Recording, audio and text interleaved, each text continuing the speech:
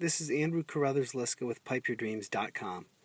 Today we're going to look at the Geberit in-wall carrier, the Doufix, for the bidet.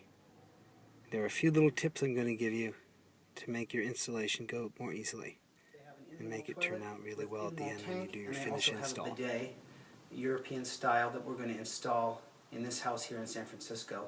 And there are a few tips that I want to give you about the rough-in that are going to make your life easier when it comes to finish time. Particularly if you're using a bidet fixture that has a pop-up style drain assembly instead of a grid style. Grid style, of course, has no pop-up assembly, and so it's lower profile, and therefore the P-trap is easier to install. Now, what we came up against here on this project was the fact that the instructions that are provided with the Geberit carrier, this is called the Doufix carrier in-wall system. You can see there's the toilet tank and the toilet bowl mounted there temporarily during rough, so we can get a sense of what it's going to be like at finish. And here in San Francisco, they do not allow for any plastic, use of any plastic whatsoever. The Geberit system comes with a plastic wall bend for the Doufix carrier and the bidet. So you're going to have to change that out and rough it in copper, which is what you see here. Now, the biggest difficulty in all of this is the fact that if you look at this, you can see in here I've got my pop-up assembly, and you can see how much vertical distance that takes. If you get here from the base, at the base of the pop-up assembly, where the push rod will go in here, and you're going to see that even if we had the drain, the opening inlet to the J-bend up against that, well, that would drive us right down. That is actually 9 inches of center from the rod which carries and mounts the bidet down to this bracket, which actually provides support at the base behind the wall for deflection purposes, so that you're not going to cause any damage to the wall over the many years that it'll be in service.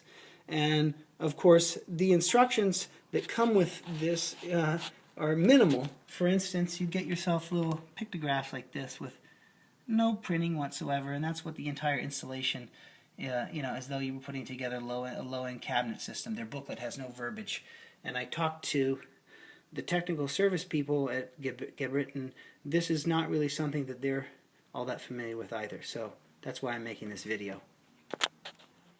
Okay, here we are. So this is the installation booklet that I told you about, and you can see there is absolutely no written material of any kind in it, except for a few indications which are all in metric.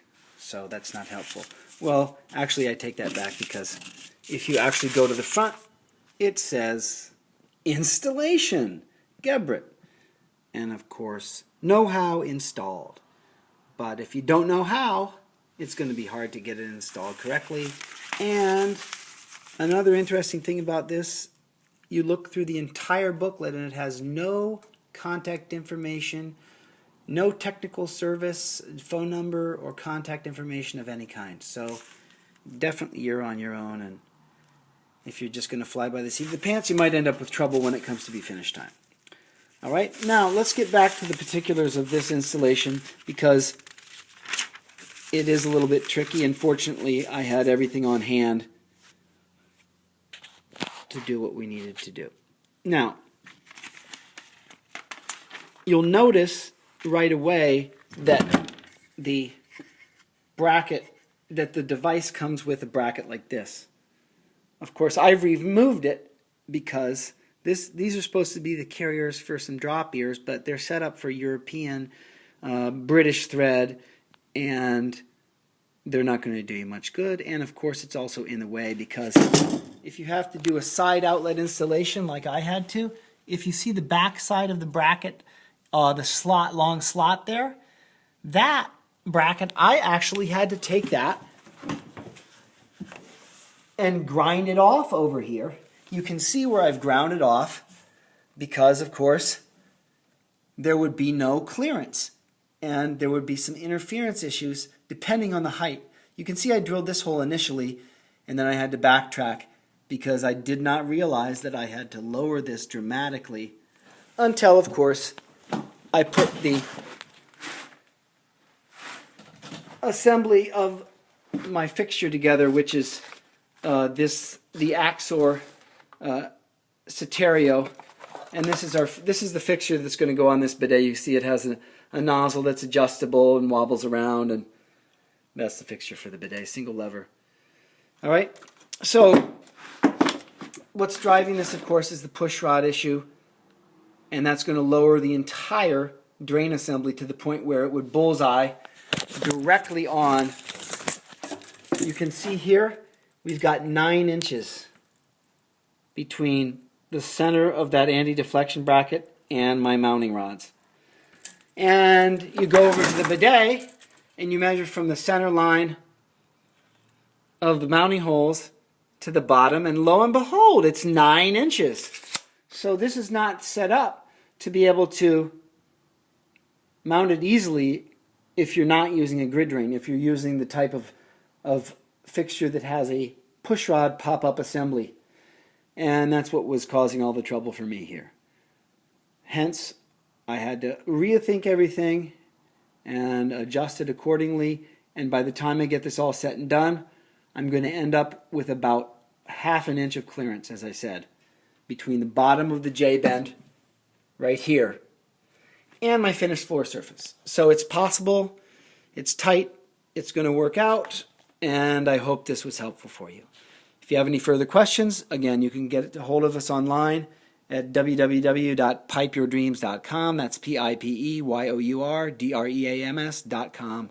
Or you can email me at andrew@pipeyourdreams.com. All right. Thanks a lot.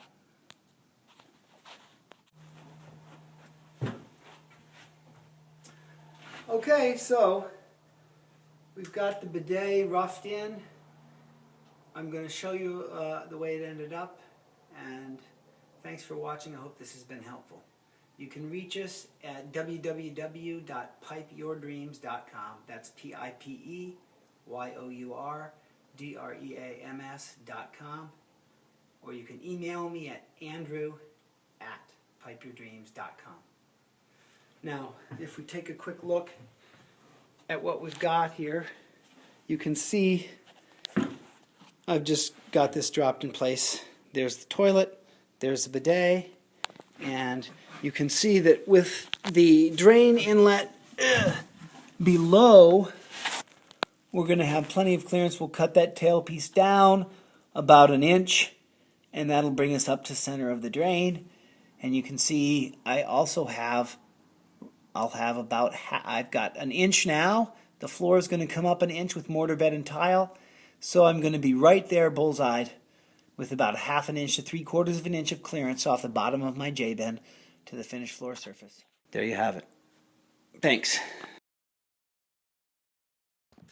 The previous or following inferences, portrayals, material disclosures, or ad libs you may or may not have heard and not get do not necessarily demean the NTLA, MCA, banking, film processing, laboratory services, pharmaceutical distribution office, products and services, consumables distribution office, anyone in this room tonight, including but not limited to their neighbors, friends, and if for any reason any of my material or jokes cause any normally sane person to laugh in the middle of a drink, causing said person or persons to spew milk, water, coffee, and alcoholic beverage, any other liquid or solid, through their mouth or nose, resulting in a stain, spill, or other such damages may occur. Neither are the aforementioned persons are indemnified against, cannot condone, therefore will not be responsible for alleged harm, loss, pain, or suffering, misfortune, hurt, wound, bruise, blow, accident, havoc, mischief, or ego damage to actual person or persons, or their expensive clothing worn on this occasion.